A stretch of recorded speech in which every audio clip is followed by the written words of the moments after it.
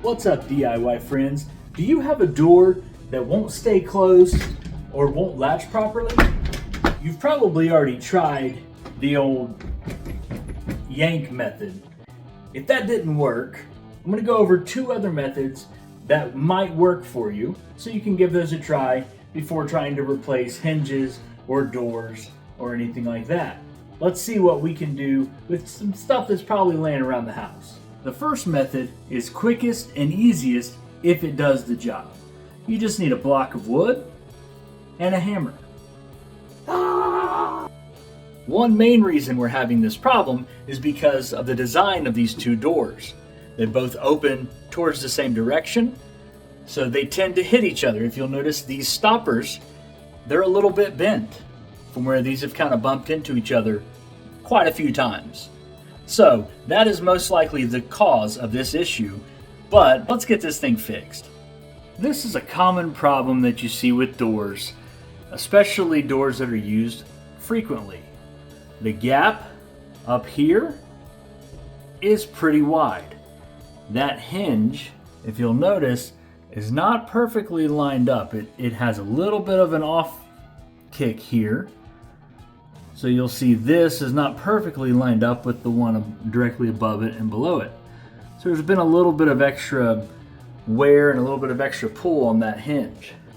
Now as you go down, you'll see that hinge is much tighter, much straighter. So that hinge is not the problem, and the bottom hinge is not the problem. Also, you see the gap at the bottom is a little bit closer than the gap at the top. So that tells me the hinge we need to focus on is this one here at the top. So for the easy fix, you're going to find the hinge that's messed up, and you're going to place the block of wood on the side of the hinge.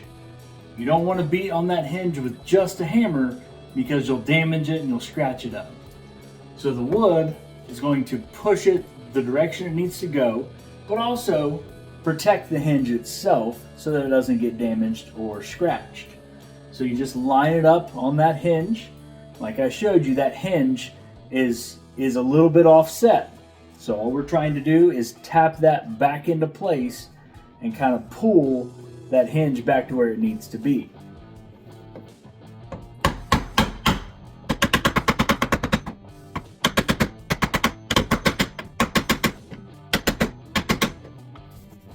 Now, let's see if that fixed it.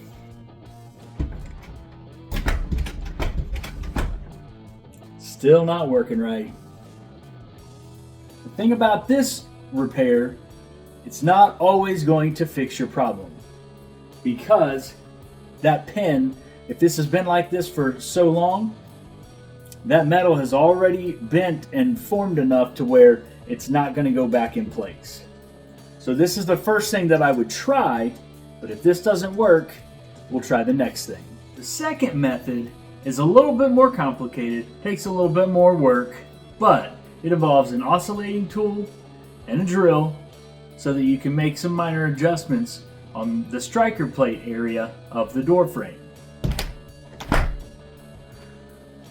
Now you can tell where the striker from the handle is hitting the striker plate. You can see there's a lot more space above it than beneath it, so that tells me it's hitting too low, which is a common problem with these doors. Again, you can see here on the striker plate that striker is hitting just below the hole where it's supposed to land. So for this repair, we're going to remove the striker plate off of the door frame.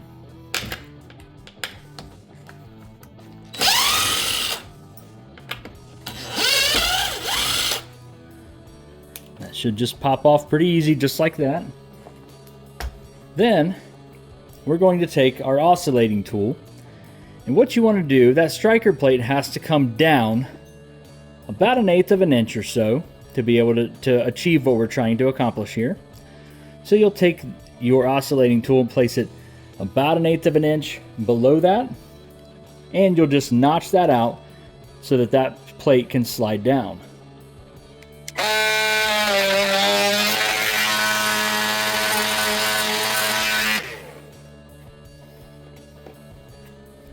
Now, we also need to make this part of the hole a little bit lower as well.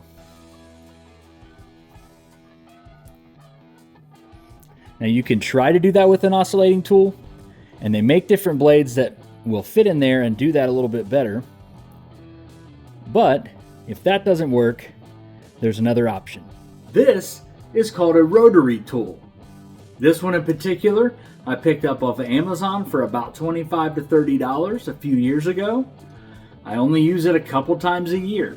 It's not something I want to go real high dollar on because I'm not getting a lot of use out of it. But for a repair like this, it's going to do the trick just perfectly. This tool has a ton of different attachments that do different things. There's sanding attachments, there's drill bit attachments, all kinds of different options.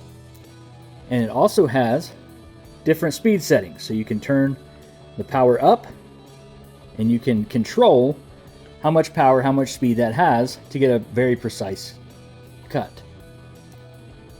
So we're going to take this and we're going to just kind of chisel out the bottom of this hole a little bit so that we can move that striker plate down.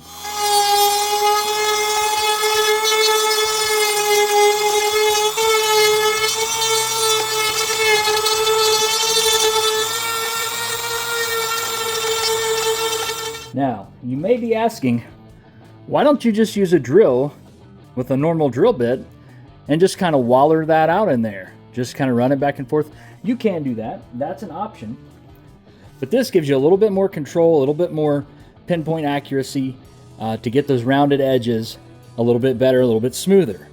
All right, so now we've got that shaved down. So now we'll put our striker plate back on. Your screws are going to want to go in the same holes. So if you have that problem and this didn't move down far enough for new holes, you may have to adjust and pre-drill some new holes, possibly get thicker or longer screws to make that hold.